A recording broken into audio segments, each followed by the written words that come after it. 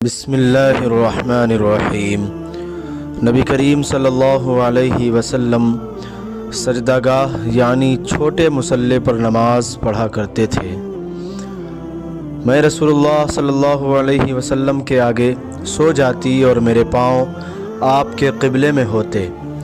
جب آپ سجدہ کرتے تو میرے پاؤں کو آہستہ سے دبا دیتے، میں اپنے پاؤں سمیٹ لیتی اور آپ جب کھڑے ہو جاتے تو میں انہیں پھر پھیلا دیتی۔ ان دنوں گھروں میں چراغ بھی نہیں ہوا کرتے تھے۔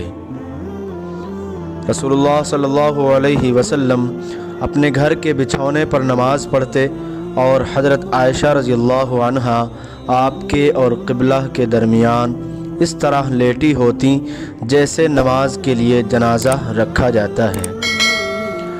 نبی کریم صلی اللہ علیہ وسلم اس بچھونے پر نماز پڑھتے جس پر آپ اور حضرت عائشہ رضی اللہ عنہا سوتے، اور حضرت عائشہ رضی اللہ عنہا آپ کے اور قبلہ کے درمیان اس بستر پر لیٹی رہتیں۔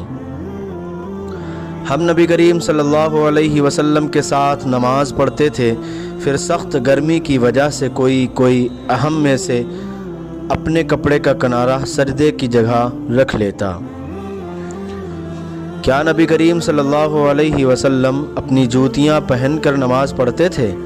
تو انہوں نے فرمایا کہ ہاں، میں نے جریر بن عبداللہ کو دیکھا، انہوں نے پیشاب کیا، پھر وضو کیا اور اپنے موزوں پر مسح کیا، پھر کھڑے ہوئے اور موزوں سمیت نماز پڑھی۔ آپ سے جب اس کے متعلق پوچھا گیا تو فرمایا کہ میں نے نبی کریم صلی اللہ علیہ وسلم کو ایسا ہی کرتے دیکھا ہے۔ ابراہیم نخعی نے کہا کہ یہ حدیث لوگوں کی نظر میں بہت پسندیدہ تھی کیونکہ جریر رضی اللہ عنہ آخر میں اسلام لائے تھے۔ میں نے نبی کریم صلی اللہ علیہ وسلم کو وضو کرایا، آپ نے اپنے موزوں پر مسح کیا اور نماز پڑھی۔ انہوں نے ایک شخص کو دیکھا جو رکوع اور سجدہ پوری طرح نہیں کرتا تھا۔ جب اس نے اپنی نماز پوری کر لی تو حذیفہ رضی اللہ عنہ نے فرمایا کہ تم نے نماز ہی نہیں پڑھی۔